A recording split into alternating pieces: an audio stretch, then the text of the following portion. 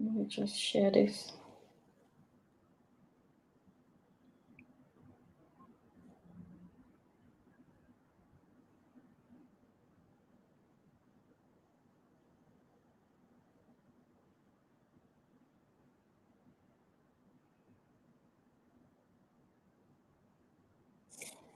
So I can't find my Facebook page. I'm gonna add it now.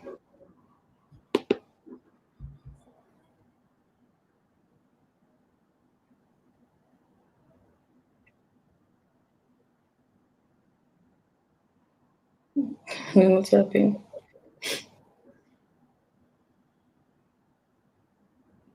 Yeah, they get some network problem. All right, so let's see and wait for some people to come on.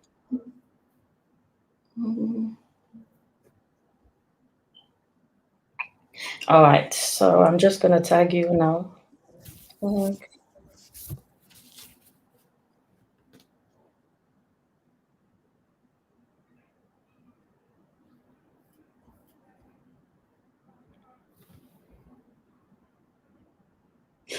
All right, don't tag you, Grace. Great. Yeah, I've tagged you now. Have you seen it so you can share it? Let me check. Let me check.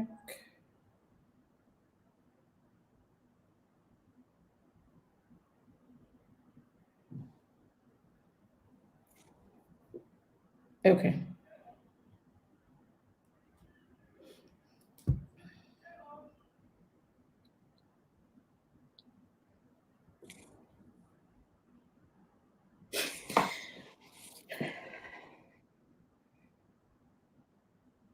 Yeah.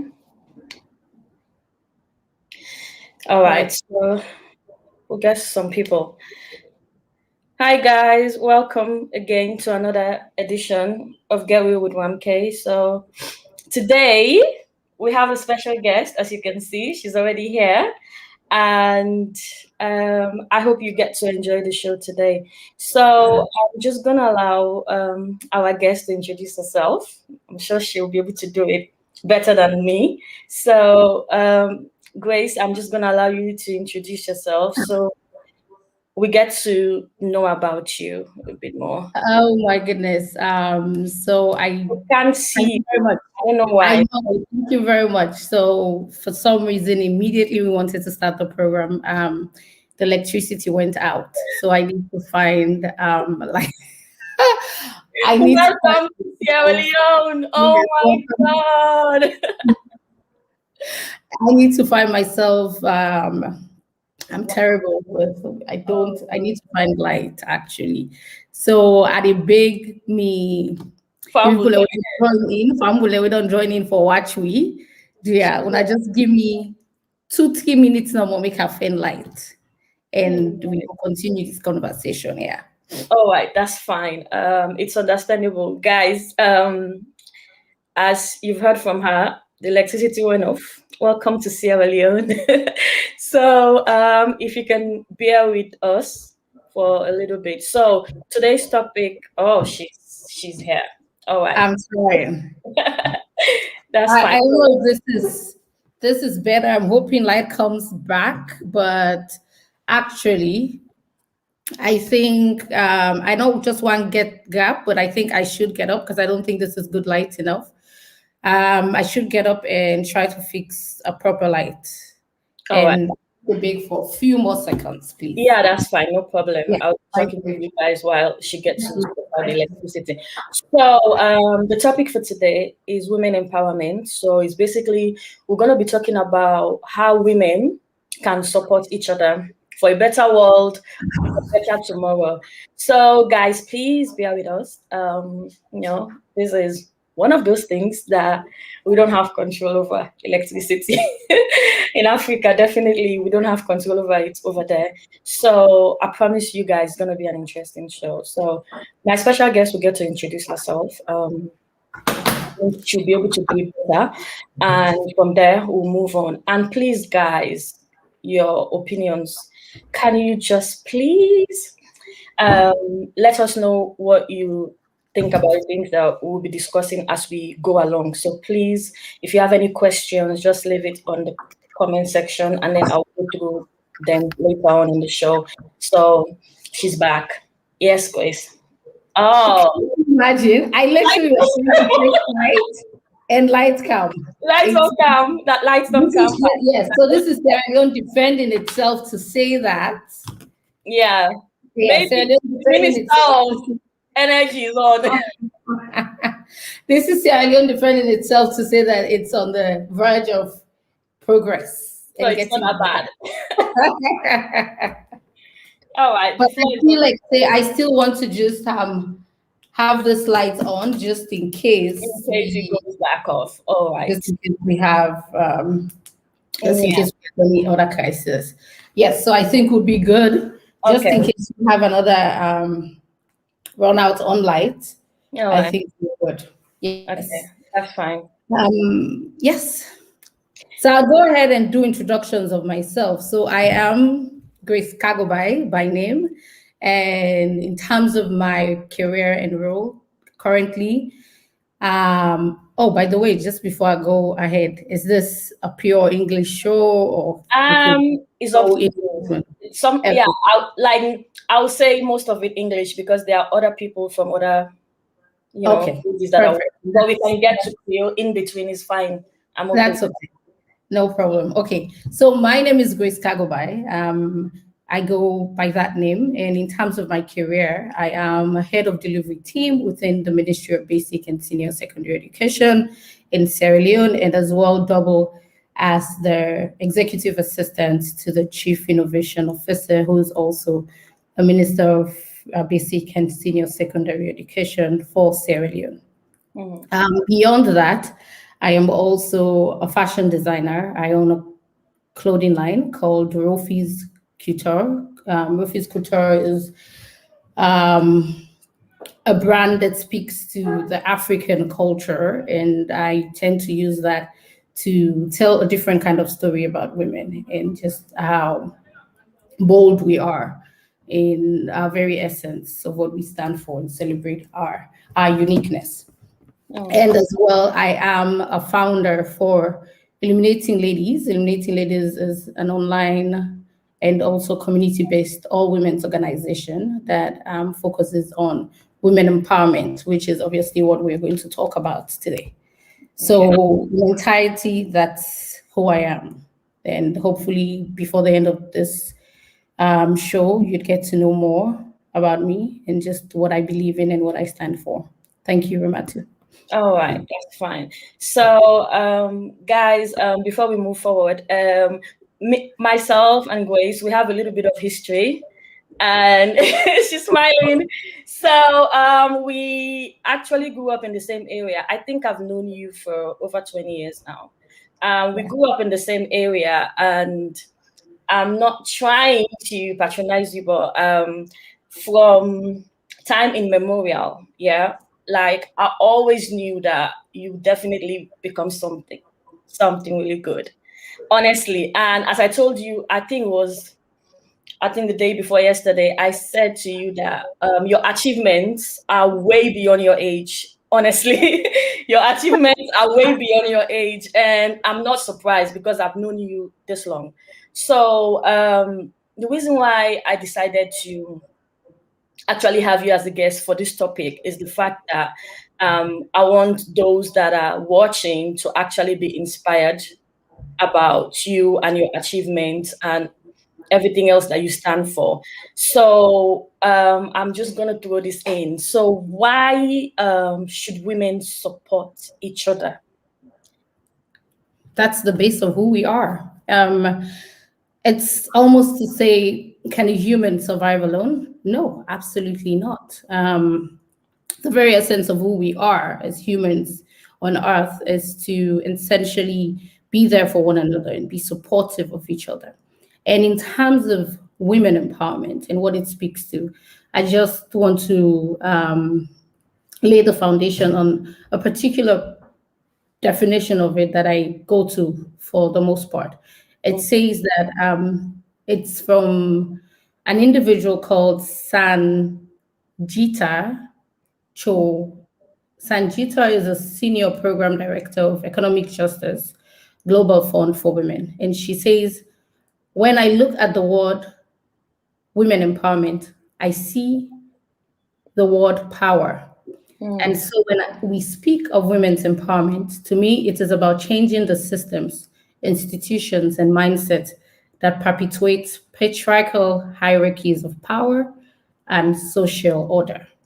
So women empowerment is just beyond the very essence of what we narrowly or shallow see it as, and think say, oh, it's just about, oh, women, like the myth around it and the narratives it has, oh, women women being rebellious or women hating men and things of the sort. No, but women empowerment in all of its form is to actually say we want a better world. We want a world where people are supportive of each other, where people care for each other, where people think about each other's interests and think not just of themselves, but think that the other progression of that other individual is my responsibility, and it is important that I make her business my business and I help her to grow. yeah. And so that's how I picture and see what women empowerment is about. Yeah, and also I think as women we've come a long way. And like I remember back then, the last generation, women are not empowered as we are now. The world is changing, times are changing. Women actually, in better positions now. And do you think it's because of, you know, the fact that we are more aware about our strength and the things that we can become? And also, is it the fact that things have actually changed from the last generation? What are the things you think that have actually changed from then? A lot has changed, and I love to think about so much that has changed, to the fact that the women before us have put in a lot of work.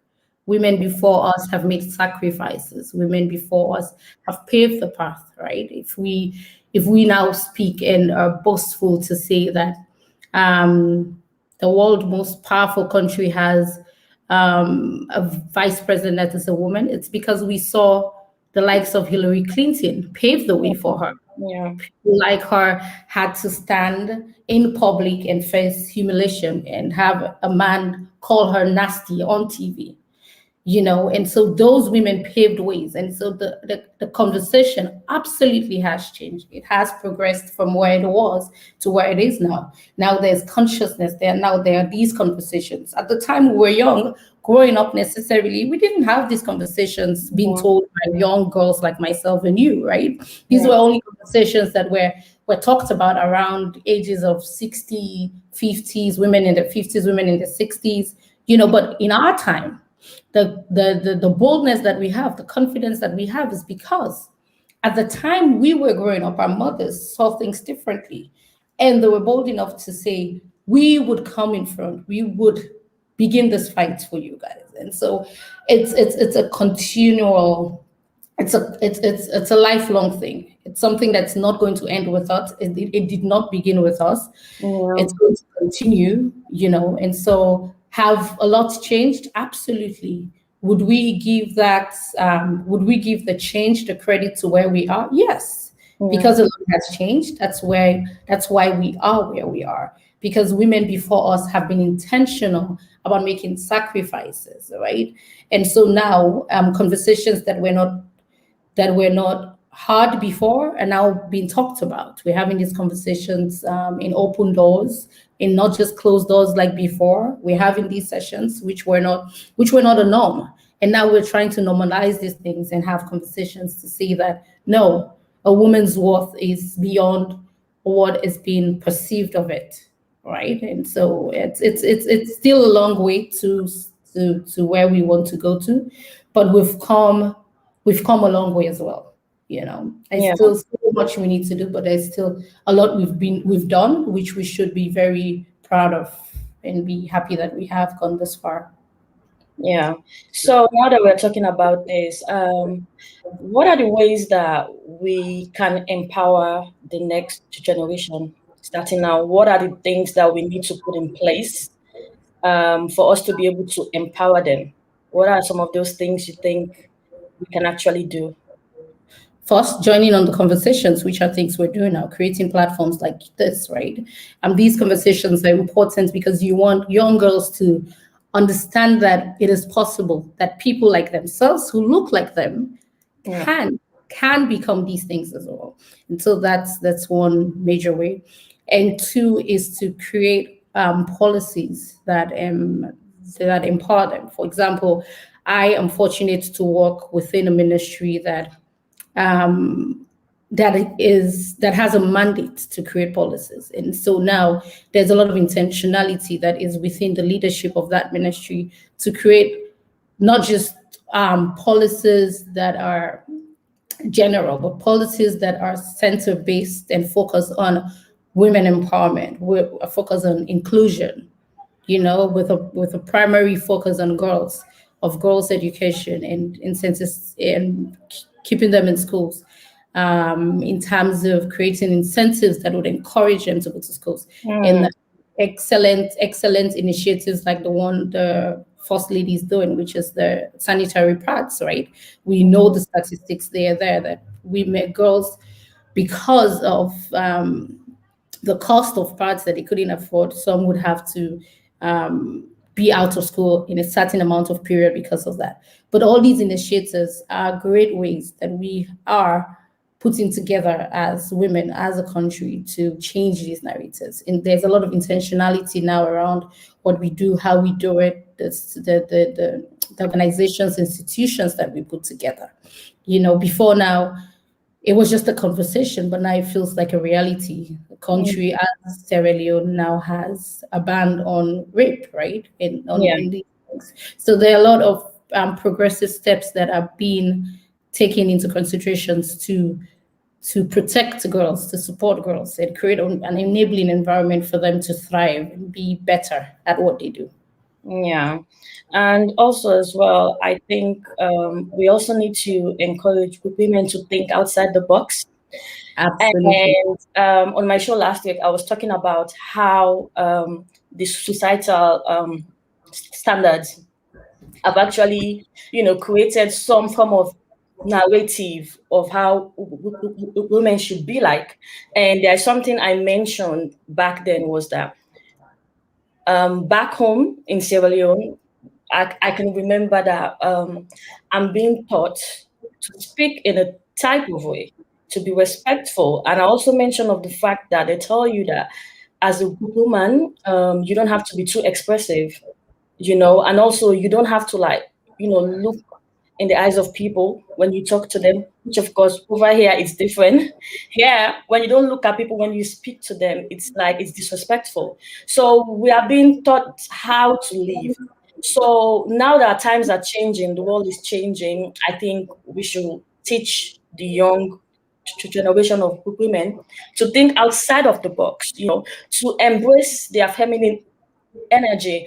And that brings me to this question because in terms of your work, I think before now, in a role like yours, it's a perfect fit for a man.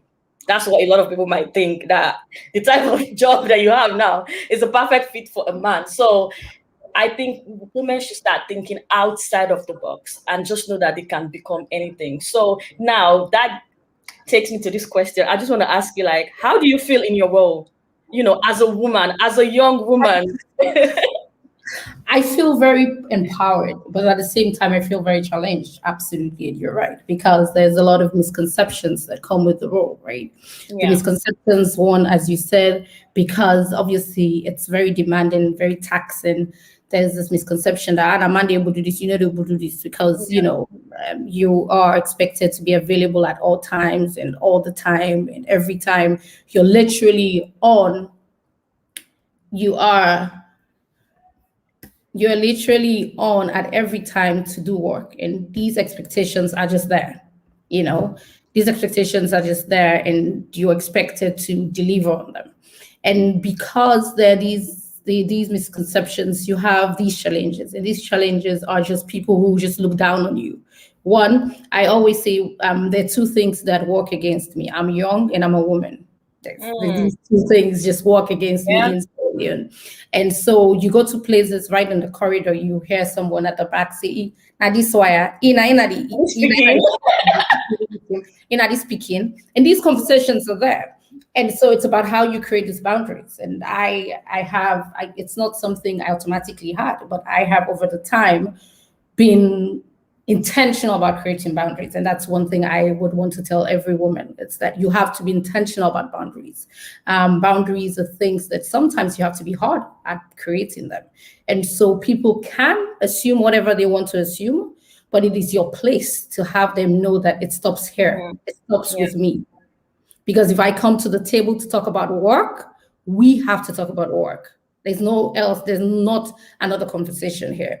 And there are certain rules I make. For example, I don't have a specific work phone. My personal line is what I use for work as well. Yeah. And so you have people, if you are not directly my boss, you don't call me after a certain after a particular time. I don't pick up. It's just what it is.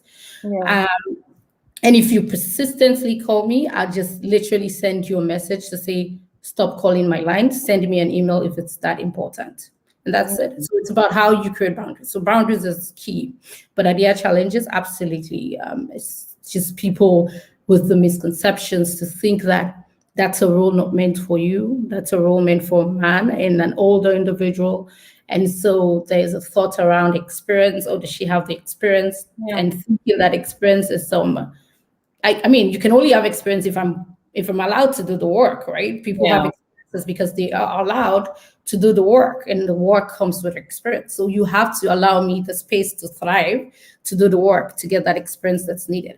And so Yeah. I have so yeah, so it's tough. It's tough. They're very tough days, but they're very fulfilling days. And the fulfilling Yeah. days just comes with the element of doing something that would impact hundreds of kids, right? And Yeah.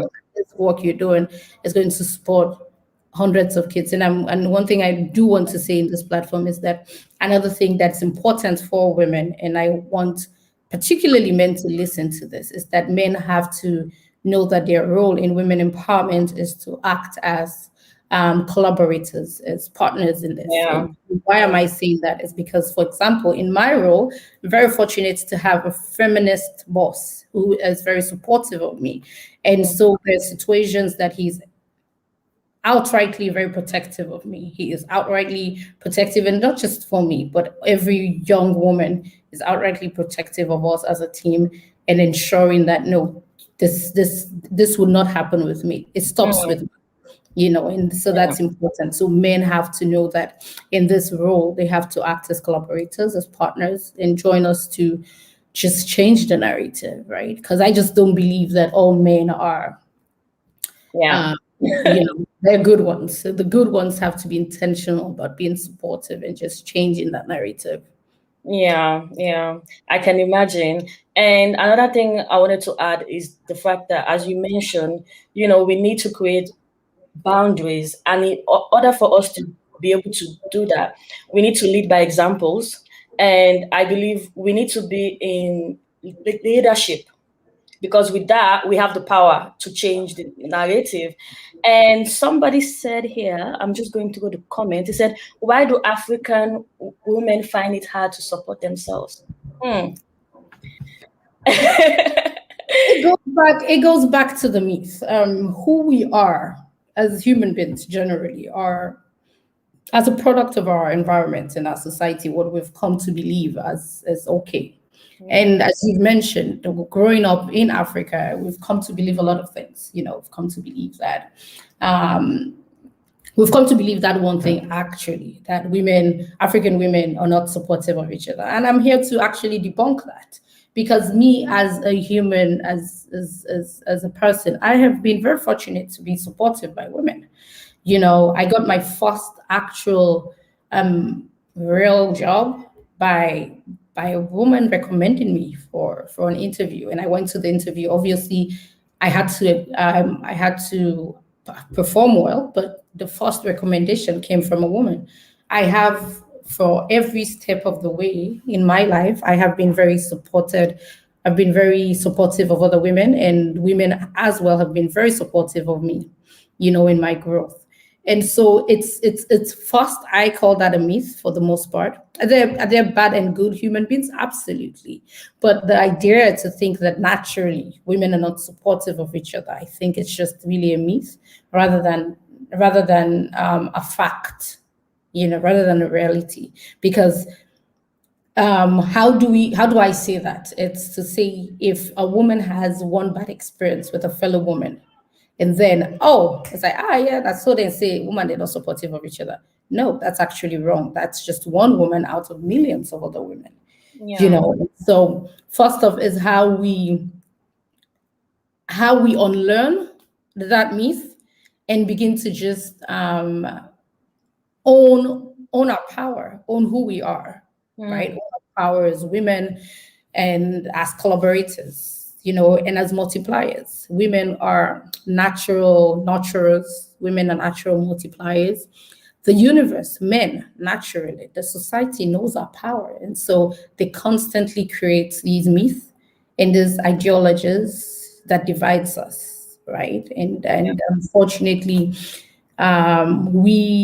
we are finding it very hard to unlearn certain things, and so it has just become a thing. I literally was just sitting here now, and I was looking at, before I was trying to prepare myself for this conversation, Yeah. and I went to feed to just look at things, and I saw a post of a beautiful young woman who just got married, which is a beautiful thing.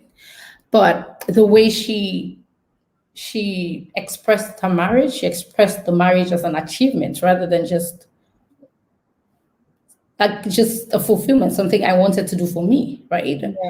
I mean, necessarily, I don't like. I think it's those differences. A man gets married; it's just a fulfillment. It's like, yeah, I wanted to get married, and that's what it is. It's not an achievement. It's not like, oh, I just gained a master's because I got married.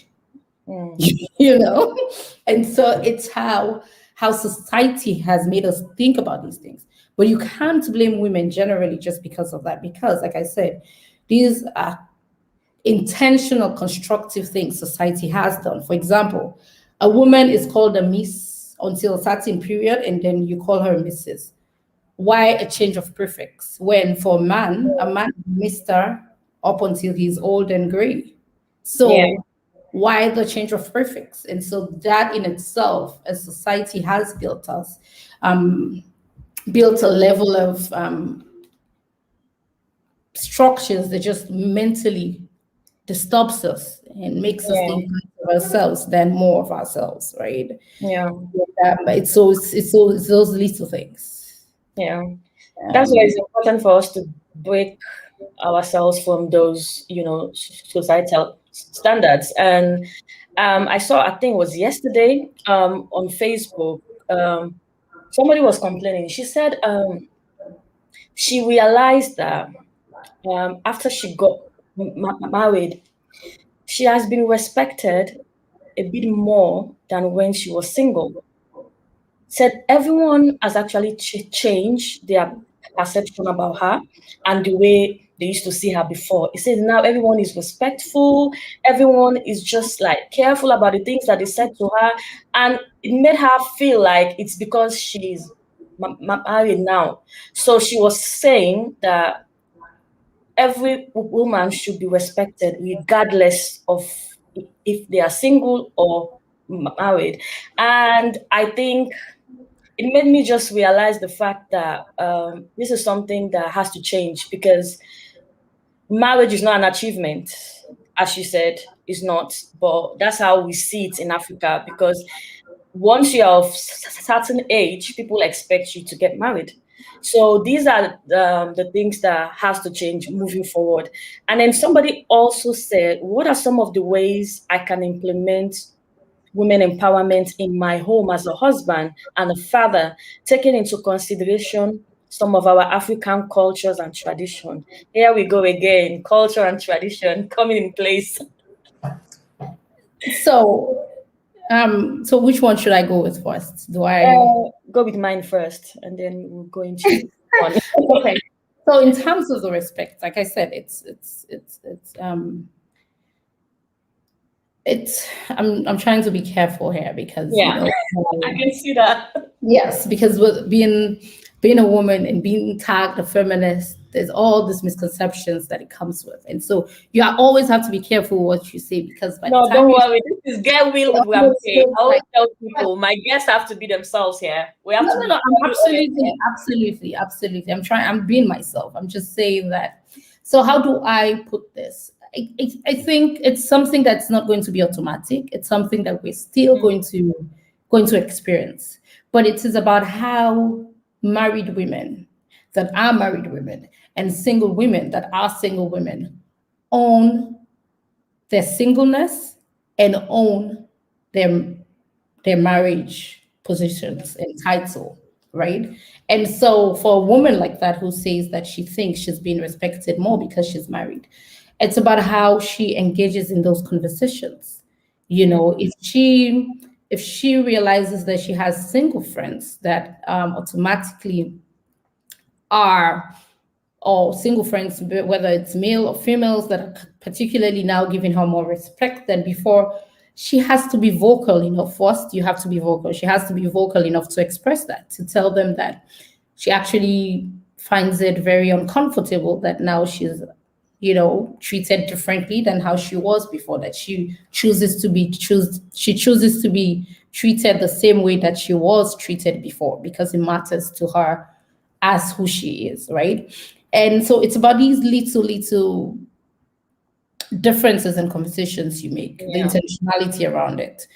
And why did I talk about singleness? Like I said, for me, how I perceive my womanhood and who I am in marriage, marriage is a fulfillment. It's something you have to get to a place that you want to do it. And yeah, you do it because you feel like you want to do it. But if you are in a place that you feel it's an achievement, then you have to just do it. Like you're like, I just have to do it. It's like going to school, right? We yeah, went to school because we just needed to tick the boxes. Like, oh goodness, I have to therefore pass NPSC because I have to go to, those yeah, kinds of things. You had to tick a box because it mattered. It was an achievement. But so it's about how you internalize those things and see it. I don't necessarily see marriage as an achievement. I see it as a fulfillment. Do I want to do it? Absolutely. In due time, right? When I get to that place that I feel like it's important and this is what I want to do now, I'd absolutely do it, hoping that I get the partner that I feel is worthy enough. And in talking about worthiness, there's something that's actually very beautiful that a mentor of mine said one time, and he said, we were talking about relationship, and he said, you should marry him if you like him. And then it sounded very off to me. I was like, what do you mean? It's like you people talk about it's like, and then he said, you people talk about women empowerment and you lose what even gives you power. Why do you want to say yes to a man that you wouldn't marry? If mm, at all anything. Not necessarily saying that you must go marry him, but you have to get to a place where you are okay to marry him as well. To yeah, actually marry him, right?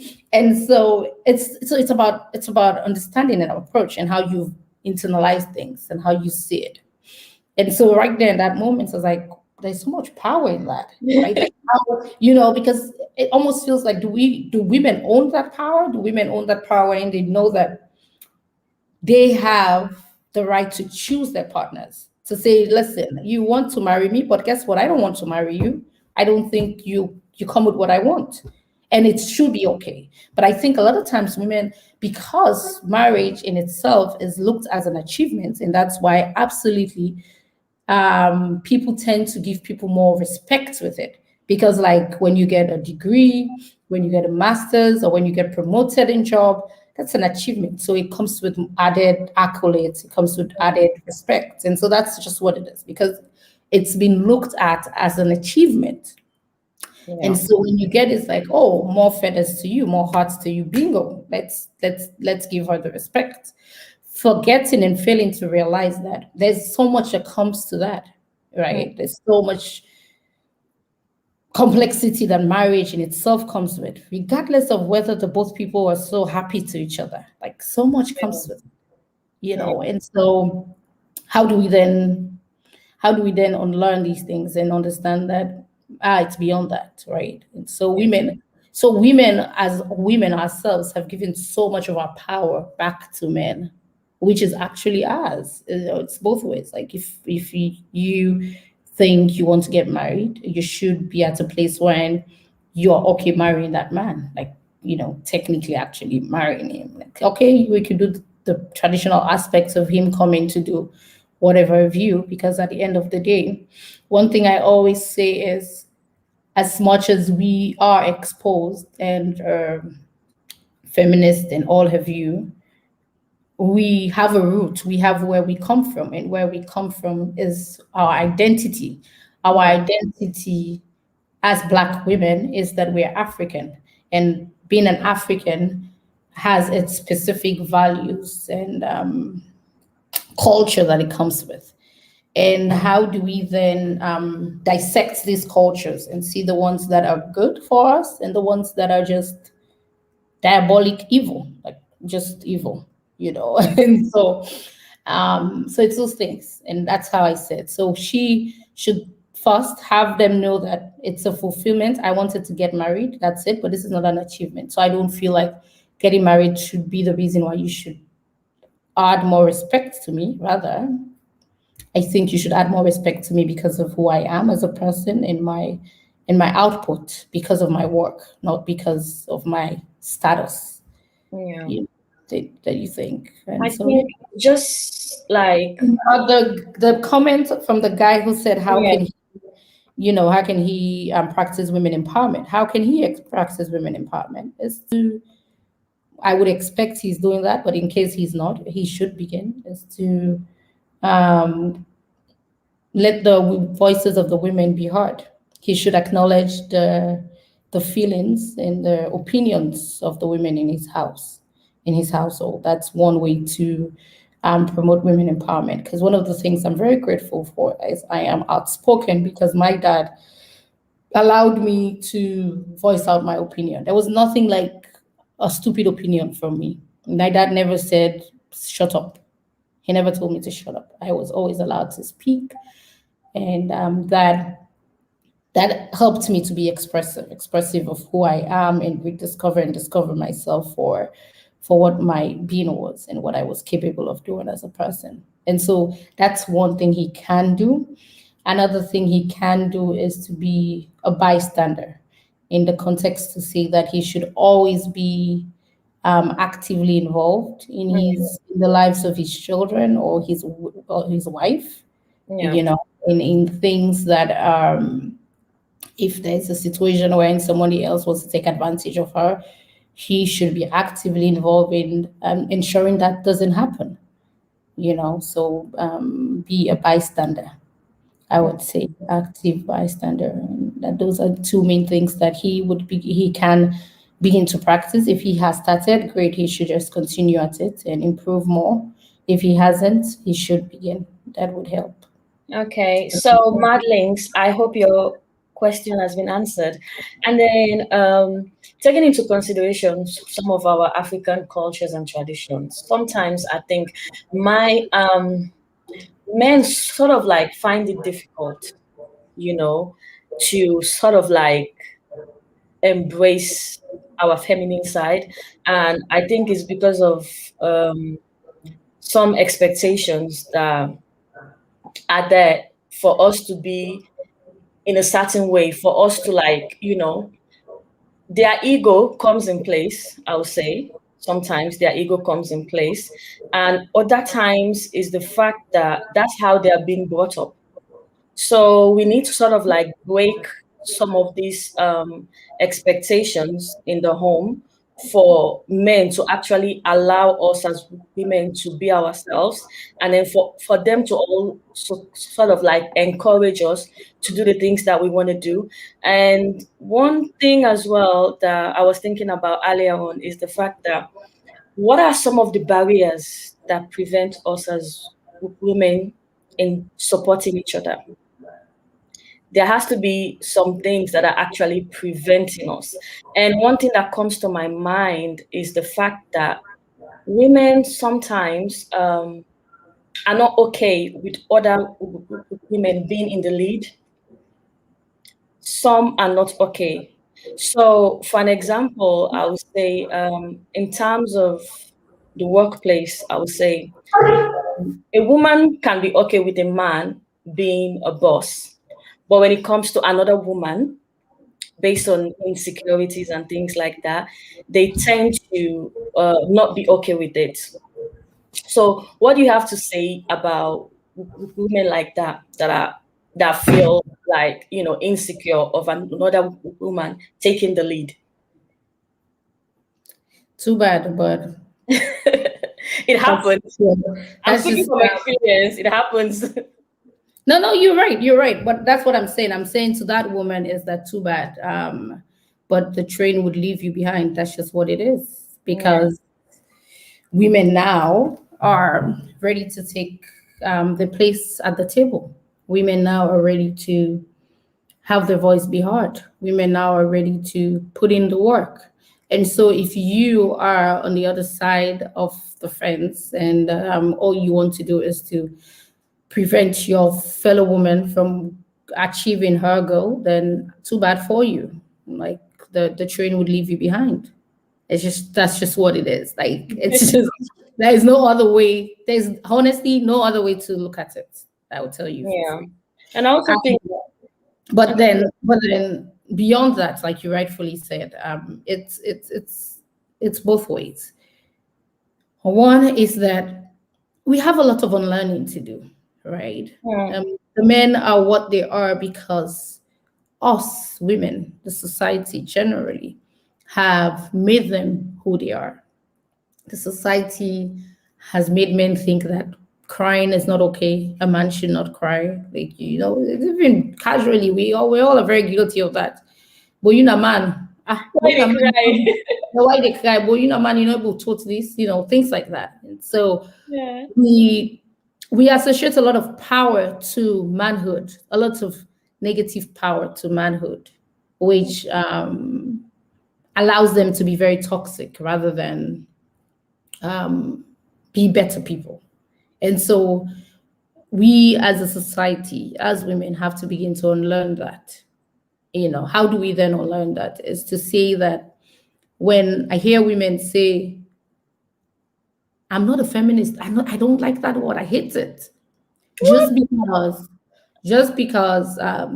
she has been, she's had one bad experience with one woman out of a million plus women, because she's chosen to believe all the myth of what they've talked about, what feminism is, and has not taken time out to actually say, you know what, let me read about this. What does this really mean? Why Hmm. does it have to have a title? Why does it matter, right? So until we begin to break down these conversations and remove emotions from them Hmm. and be reflective of ourselves and say, me, I, Grace Mami Kagobai, I have I have played an active role in allowing all of this toxicity to continue. I, Grace Kagobai, have to change this, and this. Things like that. Until we get to that place wherein we acknowledge our own mistakes, what we have constantly and consciously done that is wrong. Until we get to that place, we would not be able to make the change that we want to make. Hmm. Honesty plays a key role in this. Honesty plays a key role in this. So there's a lot of denial that happens around all of what we do, right? Yeah. Women, likewise, men are not ready to take full responsibility of their actions and be better and be different with it. And acknowledge that there's a lot of unlearning that needs to happen because it just has to happen, right?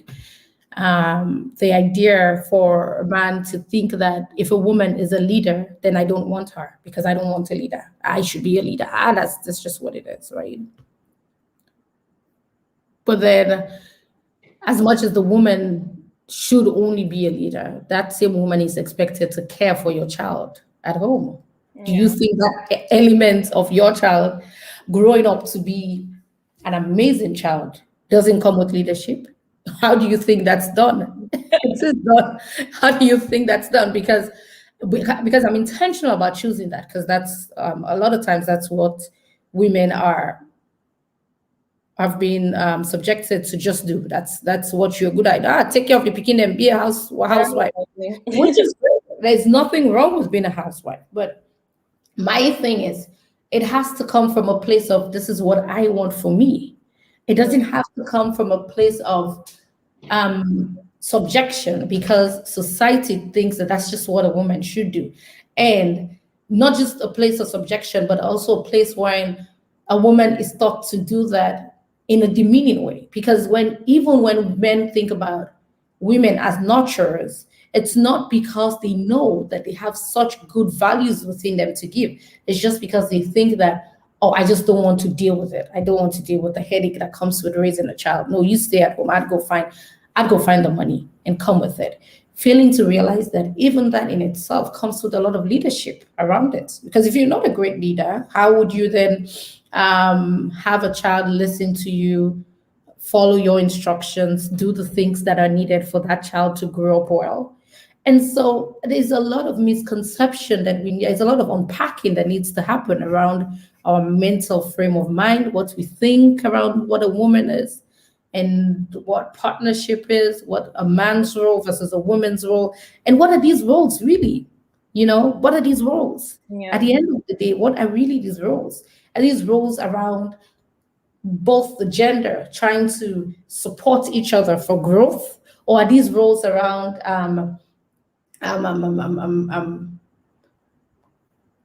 creating some supernatural figure to a particular gender and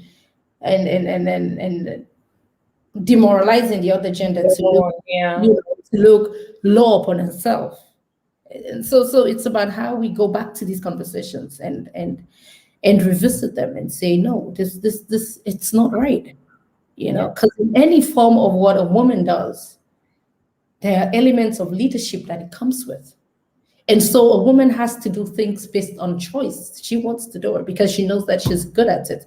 She is Yeah. great at it, not because she's been forced to do it, because that's what society thinks that's just what her role is, right? Yeah. Why can men not be good nurturers? Why can men not be good father house father? Why can they not be house husbands?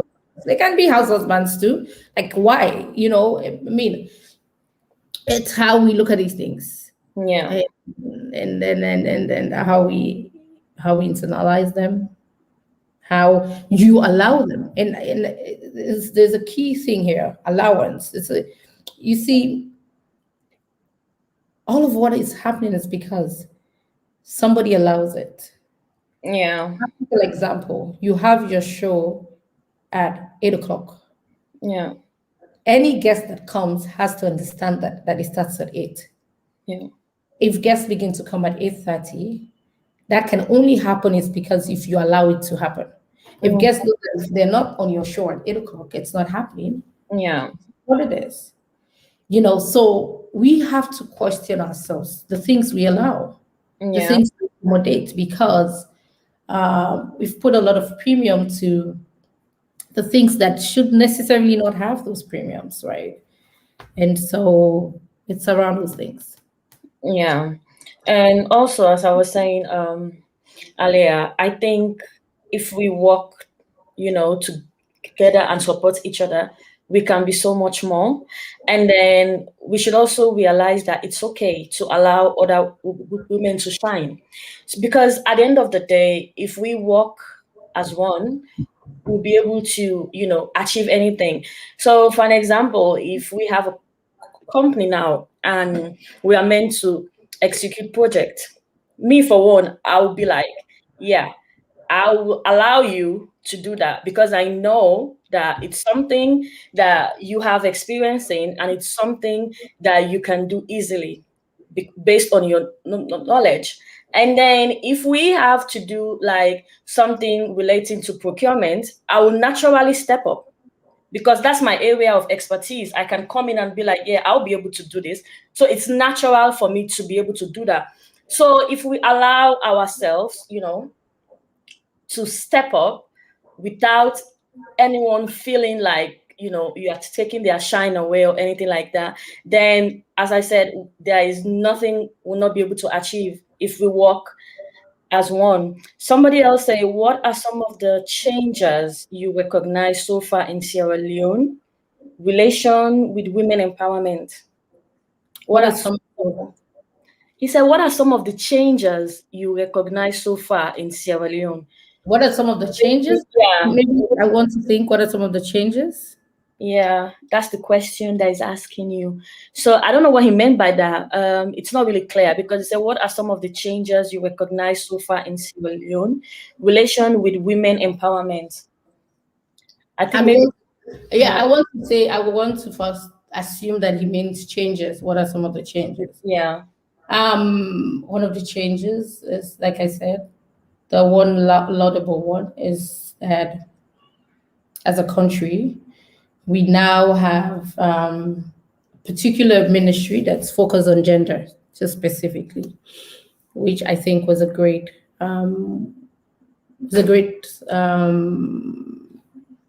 was a great move by the government of Sierra Leone.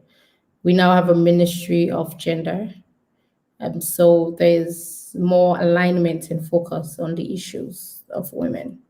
Mm, And I know that a gender policy has was developed and published, and so that's also a very great change that has happened. And I would say that happened that fast because we now have a ministry that's specifically focused on gender. it's good. And yes, and specifically with the area that I work, before now we had a 10-year ban on pregnant girls from going to school. Like I said, again, it's about myth. People, including myself, was against it. I frowned at the idea of girls going to school with girls that were pregnant. And that is because of what I was taught to believe, because of what I was taught to know. But Mm, when I allowed myself to unlearn that, and I just did not unlearn that because I listened, but because I allowed myself to listen. I allowed myself to do more research to understand better and to see areas where that has been practiced, what has been the outcome of it, and things of the sort. And allow myself to separate myself from emotions and the reality of mm, what the situation was. And so when I did that to myself, now I am one of the advocates for that. And I'm very grateful that the government of Sierra Leone saw the value in overturning the ban on pregnant girls. And we had pregnant girls, believe it or not, who went to take the exams and did excellently well, both NPSC, as disappointing as that would sound, because wow. NPSC, those are very young kids, but we had few pregnant girls for NPSC and as well for Beke and absolutely for Waske, but they went to do the exams and some of them had excellent grades. And the myth around us thinking that if they go to school, then that would encourage the other girls to Other say, girls do and it. this Yeah. this is okay. But guess what? We've not seen other girls that were in school that were not pregnant be pregnant automatically because they sat in classes with pregnant girls. That has not happened, right? And so there were a lot of these myths, So it's about how we unlearn a lot of things. And I, as exposed as I thought I was, and in tune with my feminism and my values, I had issues with that, but I had to learn it. So even as we thrive to be better, we have to be open to knowing more, being better, and learning more things, and growing. So I would say those are one of the very prominent, changes that have happened. And obviously again with the ban, the rape. Yeah. Yes, obviously with the rape as well. Policies. Yeah. The rape policy, that's also a huge deal. We have a lot. Sierra Leone as a country has a lot of work that needs to be done. Mm, Absolutely. But yeah. am I grateful for how far we've come as a country? Absolutely. Have progress been made? I want to say yes. It could be my own opinion, but I genuinely want to say there are certain things that have happened, which is great. And actually, talking about that, one huge and major one, as much as it's not just specific to women, but it played a great role in women empowerment, which was the free quality school education, Oh right? yeah.